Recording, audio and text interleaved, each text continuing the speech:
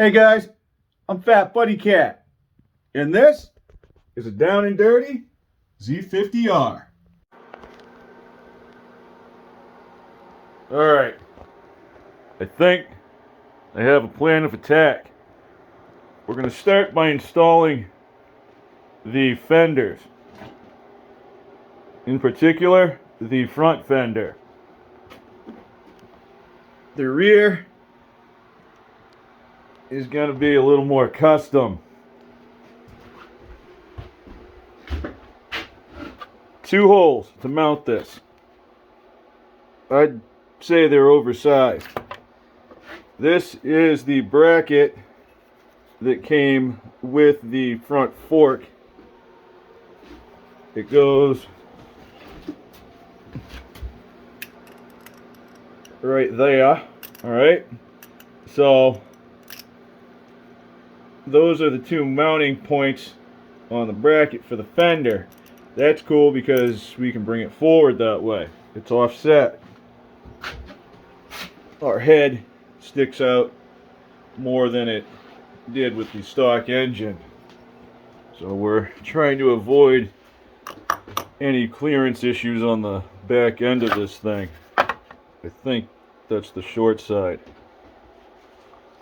I have a couple grommets that will fit this one, but I don't have two, let alone four, for the back one. For what it's worth, I think I'm just going to use these rubber grommets and washers that I have. This is from a anti-vibration mounting system for GX200 Predator 212. Let's burn it. There's definitely plenty in there.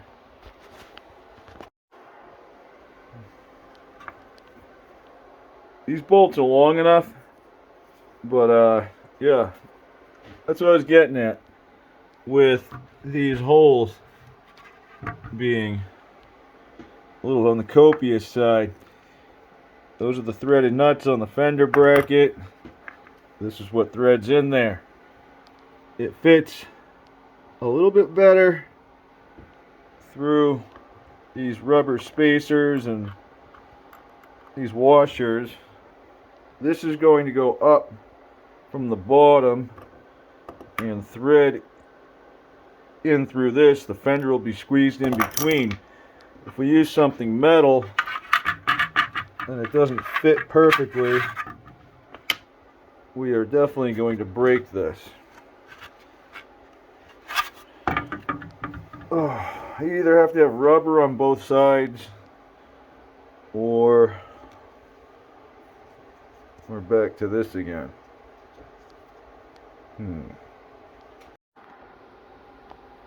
Have you ever heard somebody say, if this doesn't work, don't worry, because something else will? This is definitely one of those situations. Longer bolts. I'm going to go for it. Double spacer, washer. I'm going to throw a lock washer in there too. And I'll go through the fender and then the bracket right here on the workbench. Nope. Even with these longer bolts, it's still not enough to go through. I mean, it'll go through, but this rubber isn't compressing. It's not going to work. We need something different on the bottom. We can still use these on the top. 1/4 inch fuel line. I snipped it a few times. I think these two were the closest match. Yep, they look similar. This hose is smaller than the hole that we're putting it through. Just slightly.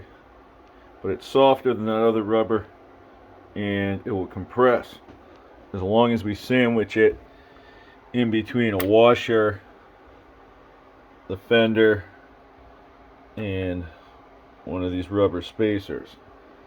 Should be able to get one of those little lock washers in there too. I'm in. I still have to tighten this up. I had to use some smaller washers on the bottom. These big ones wouldn't cut it, so now these should be straight, and when we squish that hose down, when this tightens, sorry about that glare, wow, everything should pull nice and flush. I'll give it a shot. This is mint. We even have threads to spare. I'm going to get a lock washer and a nut on top so that we don't have to wonder about what's going on the bottom. This thing isn't going anywhere anytime soon. It might even help with vibration.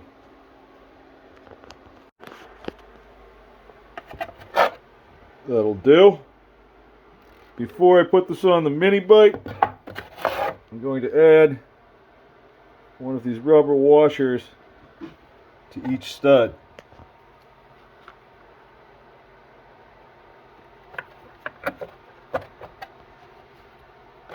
That will just prevent any vibration. The short side goes to the back. That might transfer through the fork and into the fender. Let's see if we have enough threads. Okay.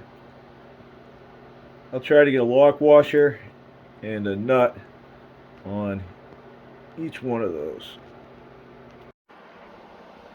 Up close, it's not that bad.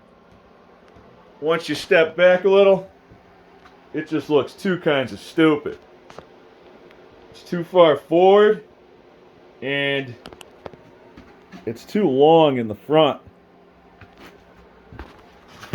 These indentations don't line up with the fork tubes. So our next plan of attack is to spin this bracket around but leave the fender facing this way. That'll kick everything back a little bit. We're going to have a clearance issue on the top, so those nuts and washers won't work. I already busted the welds on one of the nuts they had tacked on, so I think I'm just going to cut the other one off too. We'll get it up on the workbench. That nut is still tack welded. This is the one that busted loose. This might be a gift and a curse. The hole is bigger now. We're not going to need these to make our clearance. We're just going to use a bolt and go through the opposite direction. So the head will be up here, and then the threads will come through. I'm going to lop this one off with the... probably get that with the micro disc real easy. Here's the new game plan. I ground off those little welds, hit it with a coat of paint, and upgraded the hardware just a little bit.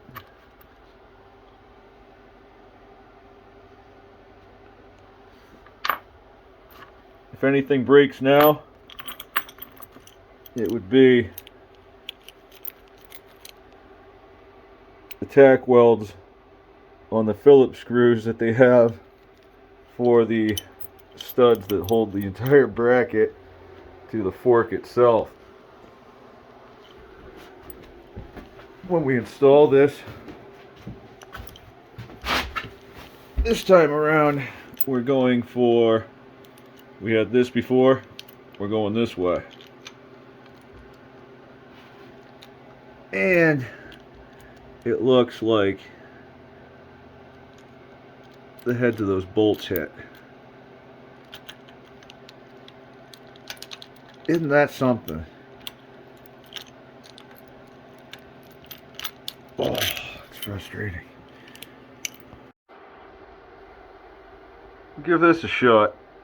It's a little bit longer, but the fender is about, I don't know, 7 inches from the tire, no matter what, so I don't think it's gonna matter. So let's just try it. This is getting old quick. The heads on these are probably, I don't know, a good 1/8 inch shorter because they're not on a flange bolt. A little wider though.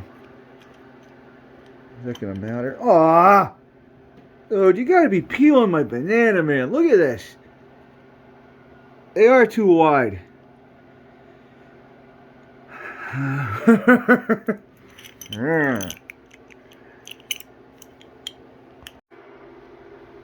Playtime's over. One of these Sallys already went home. This buddy can't hang either. Hopefully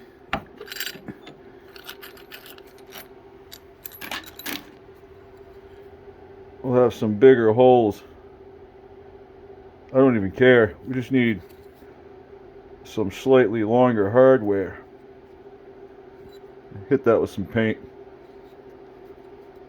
Maybe a grinder.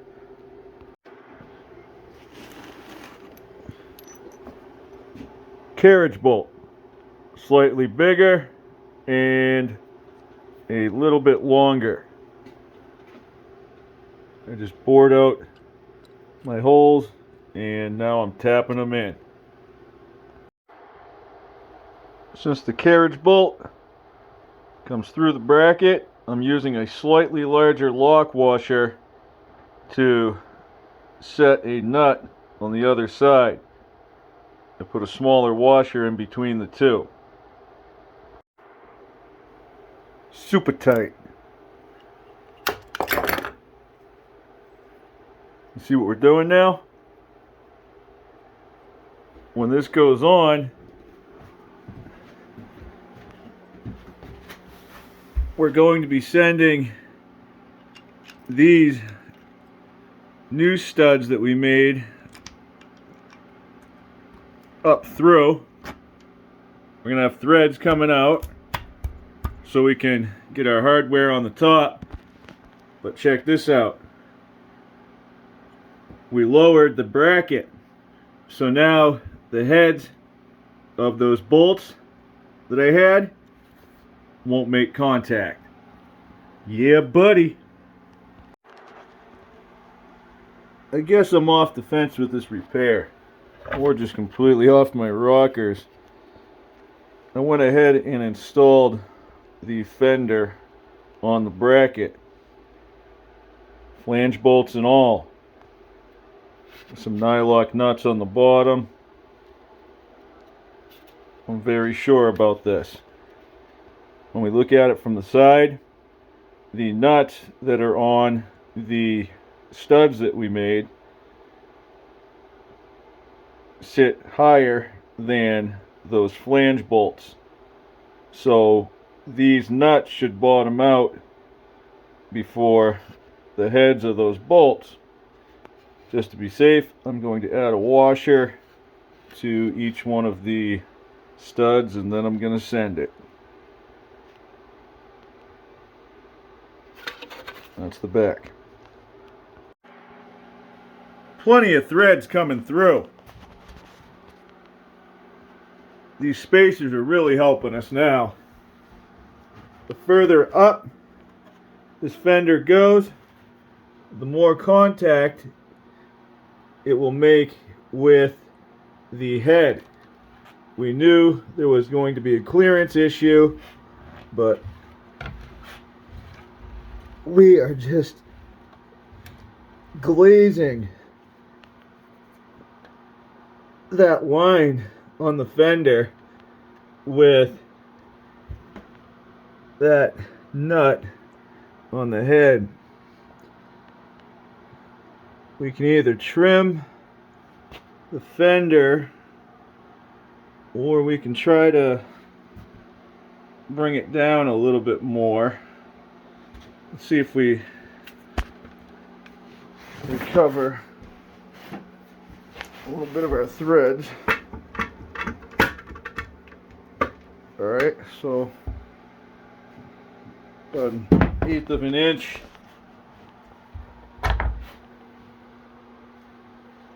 We're still going to touch. We might as well bring it up and trim the back of this fender.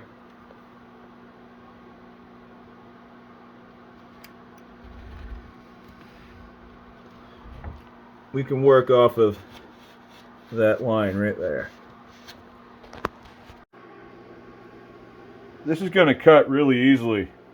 I just used a piece of painter's tape to create the new line. I left the tape on just in case. We're not hitting. However, when the suspension compresses, it will come down and we could hit. So I'm going to take a little bit more. I used my Sharpie to mark the second line. And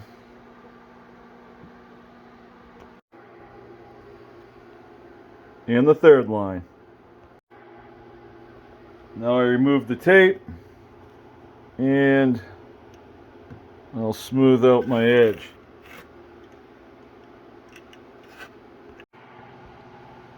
If you can get over one of these nylock nuts being red, this is pretty much a perfect installation. Everything lines up. The arc to the fender matches the tire. We have the clearance we need.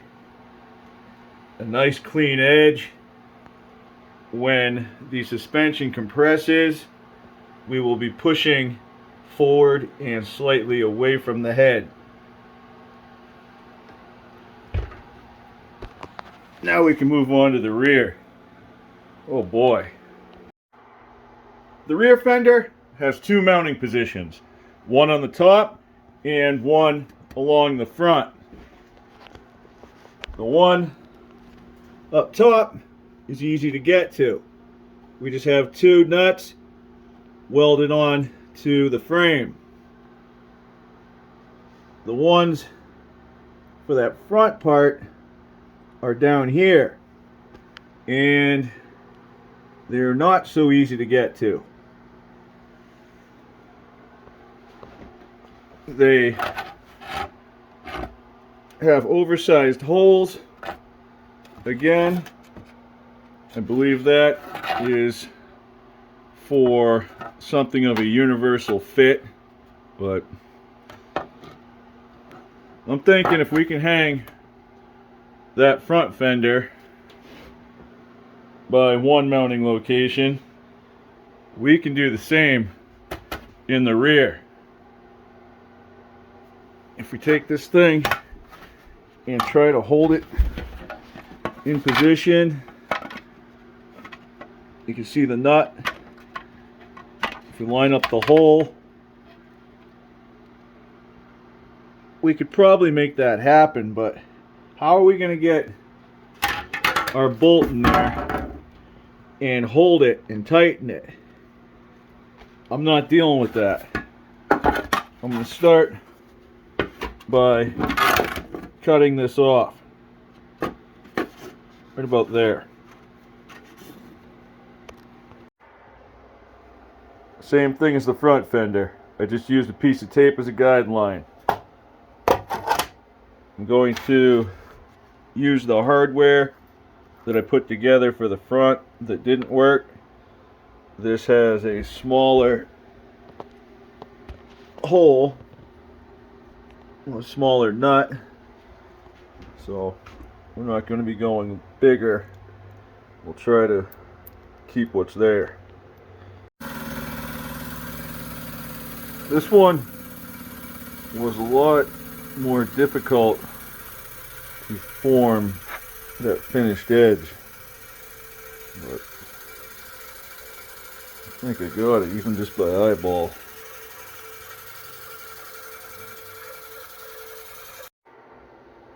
I'm keeping everything the same, right down to the universal factory hole. I'm even using all of the same hardware. I found a red washer to offset that red nylock nut. It's going to be under the fender and no one's going to see it, but I'll know it's there. These chrome fenders really add to that vintage trail bike vibe that I'm going for. They might not be metal, but for the price, you can't beat them. Now that I have them on and I know they fit, I'll order another set. That way if I crack one, I can use the old one as a template to lay out any holes and cut them to length, just like that.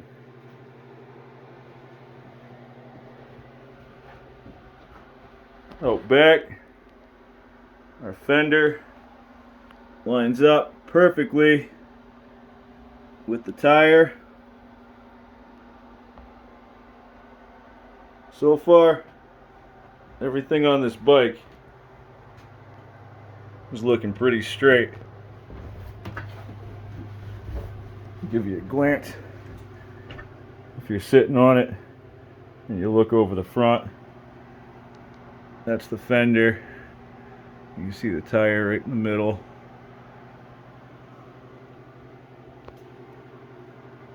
Man, this is cool.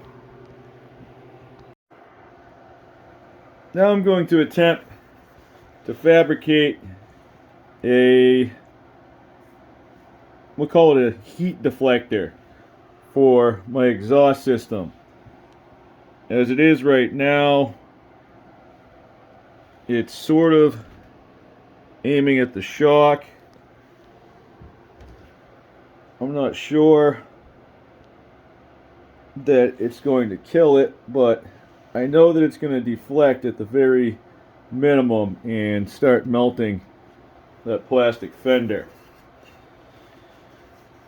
This was a shield to something. I can't remember what it was, but it's not very thick. It could possibly bend if we clamp it, which is going to be a good thing when we attach it, but it's also going to be somewhat easy to work with. My idea is to cut something that will end up right about there. So I'll just, well, I might as well try to get rid of that hole, right?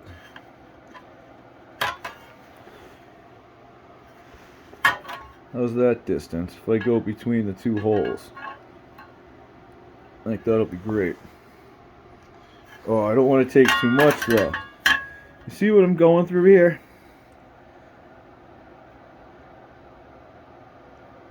I'm going to cut it like right there. The one with my thumb on it is the piece I just cut. The leftover is held by my other hand, just like so. We're creating a box. I made a mark right where the back edge of this lines up. I'll square that off and then cut it. Same two pieces. I just used a flapper disc to get the majority of the paint off of them. A little bit of marker going on. I'm creating an angle for this deflector. We don't want it to be flat. We want the exhaust to come out and to flow away from things. If you just make it flat, then it's going to either go back down the fart can or up towards your butt cheeks. So either way, that doesn't sound like a good idea to me. I think that's going to work. I drilled a hole in each one.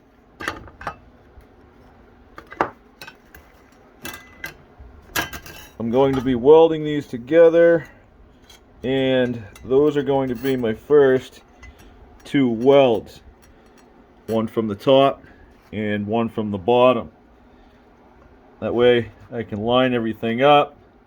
I'm not burning my marker off. Once those two welds are set, I should be able to go to town wherever I can. Basically, a couple welds here, a couple here, and then along the bottom. Afterwards, I'll come back and clean this up, depending how tight everything pulls. We'll this crap out of the way, grind back, and then create a corner somehow. Make it nice and strong. I'm roughly tacked together. Now I'm going after that corner. I just made a couple small relief cuts with the Dremel. I'll take my hammer and carefully bend those down. I'll do this one first and then bring this bottom one over. It was actually easier to start with a pair of pliers from the top and then get to doing the knock.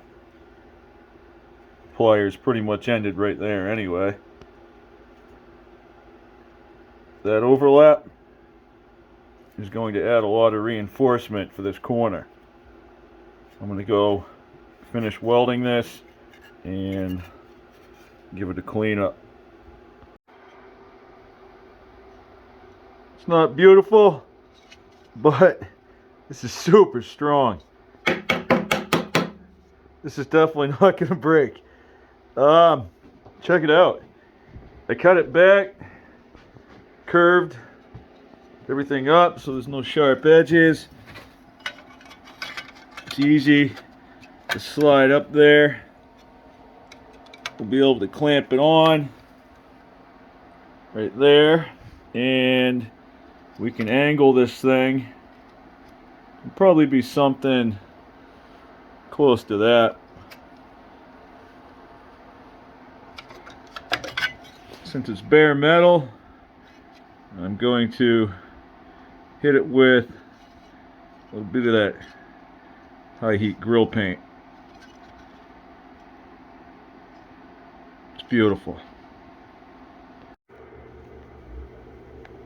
I got this heat tape on Amazon a while ago. I've used it a few times. Up close, looks like it's barbecue smoker gasket maker. Didn't even know that was a thing. Cut off 3 strips and stuck them right on the side of the fender. That way, when our deflector is up here. You see that there's plenty of room. The heat that comes off the back of it won't melt the plastic. Here it is, all painted up. If I do this again, I'm going to make it out of one piece of metal. I could do away with this weld. If I just had one long bent piece and I cut the shape out of it and then snip that back to the corner across the bottom, I could technically make a bend here and have solid metal instead of that weld. It's strong, so it's not going to break, but I could have made it a little prettier.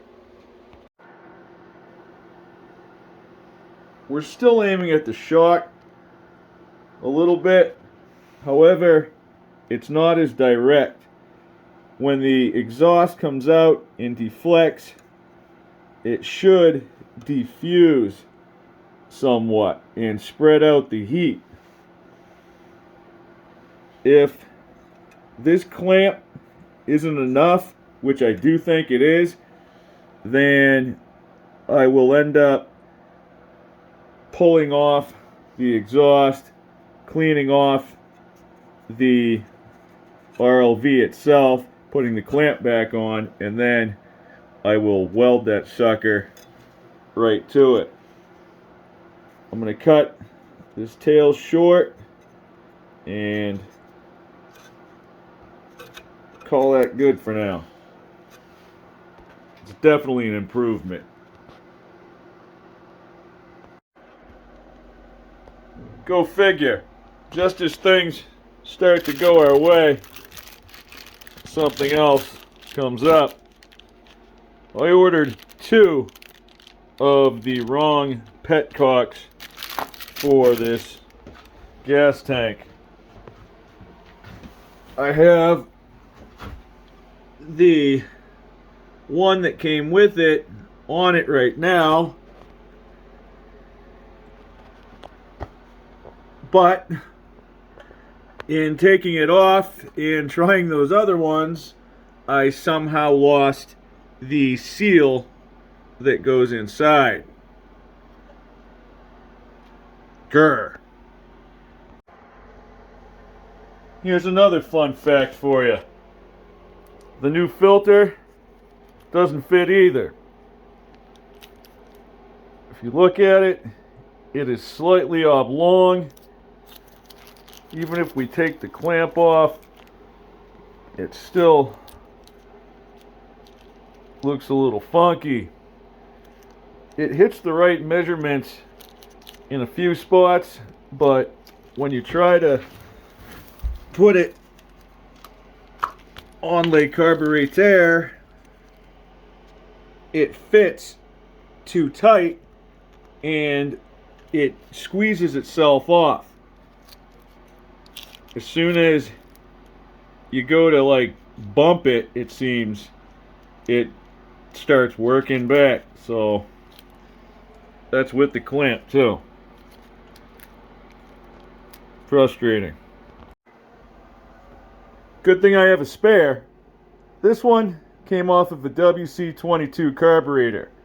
It's the same size and it'll work, but it does need to be cleaned. I'm going to get these things squared away. That way, in the next video, we can concentrate on getting this thing started so we have a running mini bike. Thanks for watching, guys. Have a good night, and I'll catch you on the next one.